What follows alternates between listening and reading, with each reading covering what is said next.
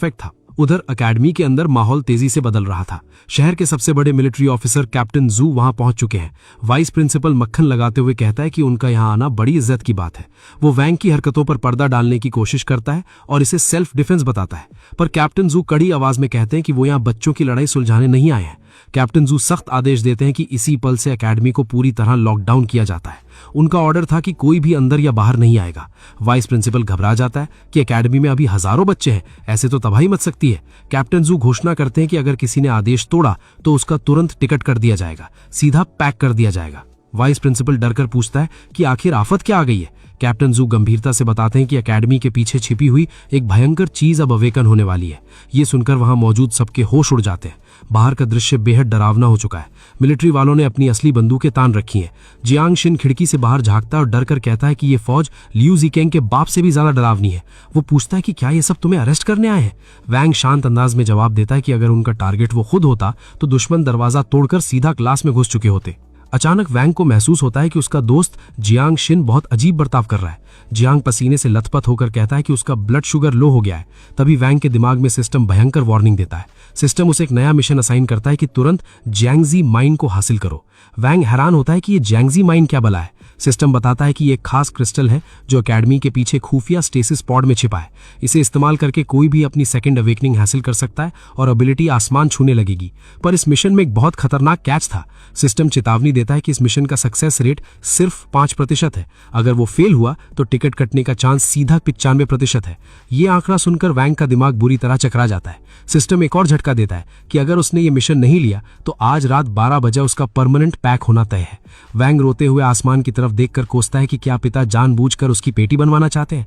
मजबूर होकर वैंग 200 guardian points देकर सिस्टम से एक बेसिक कंसीलमेंट टैलिस्मन खरीदता है। ये जादुई कार्ड उसे आने वाले 30 मिनट तक पूरी तरह गायब रखेगा। वैंग चुपके से उस खुफिया जगह की तरफ बढ़ता है। तभी सिस्टम का रडार बजता है और अलर्ट करता है कि पास में बहुत उच्च लेवल की स्पिरिचुअल पावर है। हीरो सोचता है कि ये ओवर पावर्ड सिस्टम सच में पागल हो चुका है। अंदर दाखिल होते ही वैंग देखता है कि एकेडमी की सीनियर छात्रा यन ची बुरी हालत में जमीन पर पड़ी है। यन चिल्लाती है कि खतरनाक दुश्मन ढूंढ रहे हैं, इसलिए दूर रहो। तभी बाहर से अचानक तलाशी की भारी आवाजें आती हैं।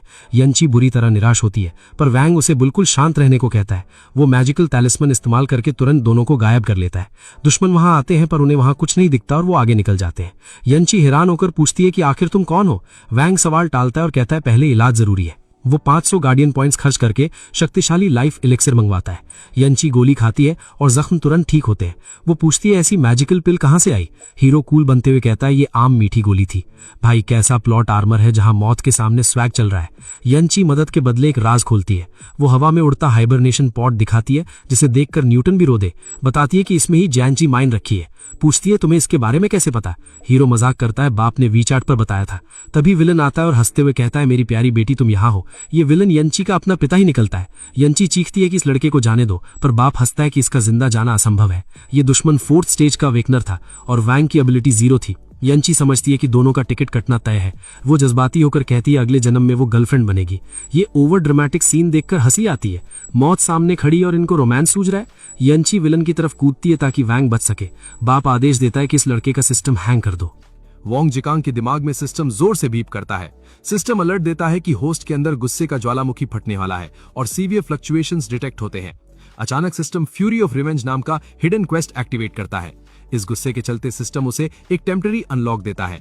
ये कोई आम बफ नहीं था, बल्कि डिवाइन थंडर अवेकनिंग का ओवरपावर्ड एक्सपीरियंस कार्ड था।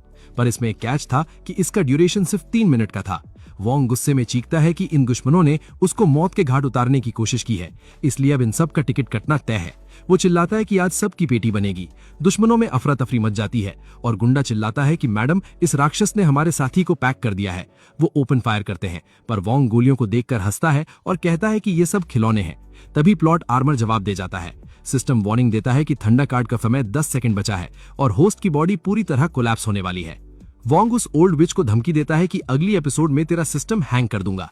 वो चुड़ैल हंसती है कि बच्चे तू मेरी पेटी नहीं बना सकता, पहले अपनी हालत देख। सिस्टम दोबारा बीप करता है और एनर्जी ओवरलोड की वार्निंग देकर फोर्स्ड शटडाउन शुरू करता है। 3, 2, 1 का काउंटडाउन होता है। वोंग सोचता है कि किस्मत ने अभी उसके टिकट नहीं काटा। दुश्मन चिल्लाते हैं कि इसे साइबॉर्ग बनाएंगे, पर वोंग कूद जाता है और ताना मारता है कि मुझे पकड़ना है तो अगले जन्म में आना। वो गिरते हुए यांची का नाम पुकारता है। भाई खुद का सिस्टम हैंग हो रहा है और इसको अभी भी हीरो बनना है। नया सीन शुरू होता है जहां वोंग की आंख खुलती है। सिस्टम बताता है कि होस्ट अवेकन हो चुका है, पर बॉडी रिकवरी सिर्फ 10% हुई है। हालत बेहद नाजुक थी। सिस्टम गार्डियन पॉइंट्स का बैलेंस दिखाता है जो 250 था। वोंग चिढ़ जाता है क्योंकि इसका मतलब इडियट होता है। वो गाली देता है कि तू किसको गाली दे रहा है। वो भूखा था और सोचता है कि किसी बड़े अमीर आदमी को ढूंढकर मुफ्त का खाना खाया जाए। तभी नजर पड़ती है कि सामने प्रेसिडेंट लिन, जिनका नाम लिंग यूफेई था, उन्हें कुछ गुंडे घेर कर खड़े हैं। एक गुंडा धमका रहा था कि इक्विटी ट्रांसफर एग्रीमेंट पर साइन कर दो। यूफेई इनकार करती है। वोंग समझ जाता है कि ये सब किन फैमिली के लोग हैं जो इस औरत की पेटी बनाना चाहते हैं। सिस्टम नया मिशन ट्रिगर करता है। लेडी बॉस की रक्षा पर 500 पॉइंट्स लो। साथ ही अमीर औरत के टुकड़ों पर पलने का टास्क भी एक्टिवेट होता है। इसे पूरा करने पर भी 500 पॉइंट्स मिलेंगे। वोंग खुश होता है, पर वो हिल नहीं पा रहा था। सिस्टम तुरंत 50 पॉइंट्स में ब्लफिंग लाउडस्पीकर और 200 पॉइंट्स में पावर पिल लेने का सजेशन देता है। वोंग अपने सारे पॉइंट्स खर्च कर देता है। वोंग उन गुंडों के सामने जाता है और चिल्लाता है कि दिन दहाड़े तुम एक कमजोर औरत को परेशान कैसे कर सकते हो। गुंडों का लीडर उसकी फटी हालत देखकर मजाक उड़ाता है कि ये भिखारी कहां से आया। वोंग लाउडस्पीकर ऑन करता है और भारी आवाज में कहता है कि आंखें खोलकर देख, मैं स्वर्ग से उतरा साक्षात थंडर गॉड हूं और मेरा शरीर ट्रिब्यूलेशन प्रोसेस में है। ये नाटक देखकर सरदार हंसता है कि अगर तू थंडर गॉड है तो मैं जेड एम्परर हूं। वो आदेश देता है कि इस भिखारी का टिकट काट दो। जैसे ही गुंडा आगे बढ़ता है, वोंग पावर पिल यूज करके over powered golden finger attack करता है। सिर्फ एक हिट से सामने वाले गुंडे का पूरा सिस्टम हैंग हो जाता है, लेकिन इस अटैक ने वोंग की पूरी एनर्जी निचोड़ ली। सरदार समझ जाता है कि ये बंदा खतरनाक है और सबको एक साथ अटैक करने को कहता है। वोंग की हवा टाइट हो जाती है। वो यूफेई की गाड़ी के पास भागता है और कहता है, मैडम कार भगाओ। वो बहाना बनाता है कि उसका अल्टीमेट स्किल कूल डाउन पर है। भाई, सस्ती नेतागिरी करके भागना कोई इससे सीखे। यूफेई उसे कार में बैठने देती है, पर धमकाती है कि लिमिटेड एडिशन कार खराब मत करना। दोनों निकल जाते हैं। गाड़ी में वोंग आराम से बैठकर कहता है कि खूबसूरत मोहतरमा, तुम्हारी जान बचाने में मेरी ताकत खत्म हुई है, अब तुम्हें जिम्मेदारी उठानी पड़ेगी। यूफेई चिढ़कर कहती है कि वो 1 लाख रुपए दे देगी, अस्पताल जाए। वोंग गुस्से में कहता है, क्या तुम भिखारी से पीछा छुड़ाने की कोशिश कर रही हो। वो उससे इमोशनल डैमेज और न्यूट्रिशन की कमी का पैसा मांगता है। यूफेई परेशान होकर पूछती है, आखिर कितने पैसे चाहिए। वोंग नाटक करता है और यूफेई का माथा देखकर कहता है कि उस पर भयंकर काला साया मंडरा रहा है जो तबाही लाएगा। वो खुद को उसका मसीहा बताता है। वो शर्त रखता है कि यूफेई उसके रहने का पूरा खर्चा उठाएगी और 5 मिलियन रुपए अलग से देगी। वो ढीठ बनकर धमकी देता है कि अगर उसे बाहर फेंका तो वो कार के पहिए के नीचे लेट जाएगा। यूफेई उस इंसान से हार मान लेती है। हवेली पहुंचते ही वोंग देखता है ये एकेडमी से भी बड़ी है। अंदर आते ही नौकरानी चोटिल यूफेई को देख पूछती है, ये अजीब आदमी कौन है। वोंग खुद को खास बॉडीगार्ड और चीफ फंक्शुई कंसल्टेंट बताता है। यूफेई थक कर आदेश देती है कि इसे साफ करो, खाना खिलाओ और मरने मत देना। वोंग ऐठते हुए लॉबस्टर की वीआईपी डिमांड करता है। लिन फैमिली की इमरजेंसी मीटिंग चल रही थी। रिश्तेदार यूफेई पर दबाव डालते हैं कि अगले महीने उसे यंग मास्टर किन से शादी करनी पड़ेगी। अगर इनकार किया तो लिन ग्रुप का कैश फ्लो रोक दिया जाएगा। यूफेई चिल्लाती है कि वो उस पागल किन से कभी शादी नहीं करेगी जिसने अपनी 2 पत्नियों को पागल कर दिया है। रिश्तेदार उसे मजबूर करते हैं कि परिवार के लिए उसे बलिदान देना होगा, वरना सबका परमानेंट टिकट कट जाएगा। परिवार का भारी दबाव बढ़ते देख यूफेई बचने के लिए एक भयंकर झूठ बोल देती है कि उसकी पहले ही शादी हो चुकी है। ये सुनकर पूरे रूम का सिस्टम हैंग हो जाता और सन्नाटा छा जाता। सब हैरान होकर पूछते हैं कि किससे शादी की है। तभी ड्रामा बढ़ता है और दरवाजा खुलने पर वोंग जिकांग सीधा अंदर आता है। उसके हाथ में एक बड़ा सा चिकन लेग था जिसे वो मजे से चबा रहा था। भाई, क्या प्लॉट ट्विस्ट है। पहले भिखारी था और आज दामाद बन गया। वोंग खाते हुए सबको देखता है और कहता है कि ये मुर्गा बहुत स्वादिष्ट है, क्या थोड़ा और मिल सकता है। वो बिना डरे गुरूर से कहता है कि लगता है मीटिंग में भीड़ है, अपना काम जारी रखो। यहाँ उसका स्वैग एनिमे हीरो जैसा लग रहा था। मीटिंग रूम में सबके होश उस वक्त उड़ जाते हैं जब एक भिखारी जैसी हालत वाला हमारा हीरो वैंग जिकांग आकर खुद को प्रेसिडेंट लिन यूफेई का पति बताता है। यूफेई के पिताजी गुस्से से लान हो जाते हैं और चिल्लाते हैं कि ये सब बकवास है। रिश्तेदार ताना मारते हैं कि ये वही सड़क छाप भिखारी है जो बाहर घूम रहा था। लेकिन वैंग जिकांग कहां डरता है। वो बिल्कुल आत्मविश्वास के साथ आगे बढ़ता और ससुर जी को टोकते हुए कहता है कि वो यूफेई का सच्चा प्यार है। वैंग यूफेई के कान में फुसफुसाता है कि इस नाटक में साथ देने के लिए उसे 5 मिलियन चाहिए।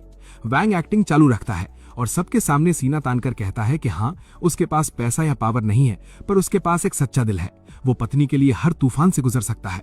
भाई, ये क्या लॉजिक है। कल तक दूसरी लड़की के साथ रोमांस था, आज नया सच्चा प्यार ढूंढ लिया। लाइटर का दिमाग हैंग हो गया है। ससुर जी उसे डांट कर भगाते हैं।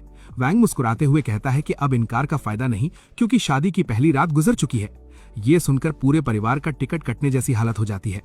यूफेई परिवार को चुप कराने के लिए ऐलान करती है कि कल ही कोर्ट जाकर वो शादी का सर्टिफिकेट बनवा लेंगे। उसके इस आखिरी फैसले ने सबकी बोलती बंद कर दी और वो सबको कमरे से निकाल देती है।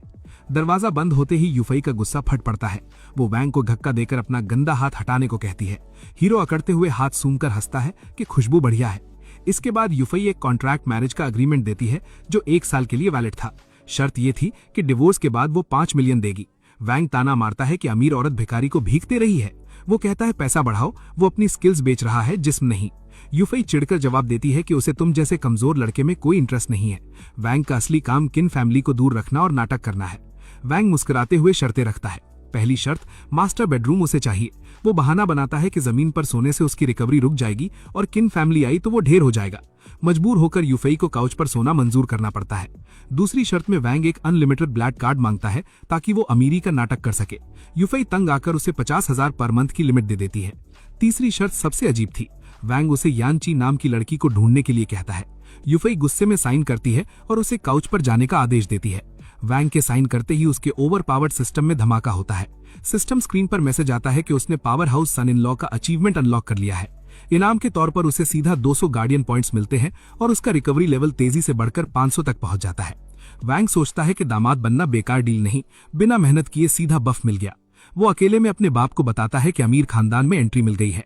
बाप उसकी इस हरकत पर खुश होता है और कहता है कि मुफ्त का खाना भी कल्टीवेशन ही है। बाप उसे लिन फैमिली के पिछले पहाड़ पर जाने को कहता है क्योंकि वहां कुछ अजीब ऊर्जा छिपी है। वैंग सोच में पड़ जाता है। तभी वैंग की नजर यूफेई की पीठ पर पड़ती है। उसे वहां डार्क एनर्जी का भयंकर रेडिएशन महसूस होता है। पर सबसे हैरान करने वाली बात यह थी कि इस जहर में यानची का ऑरा मिला हुआ था। वैंग तुरंत समझ जाता है कि ये डार्क टॉक्सिन का मामला किसी गहरी साजिश का हिस्सा है।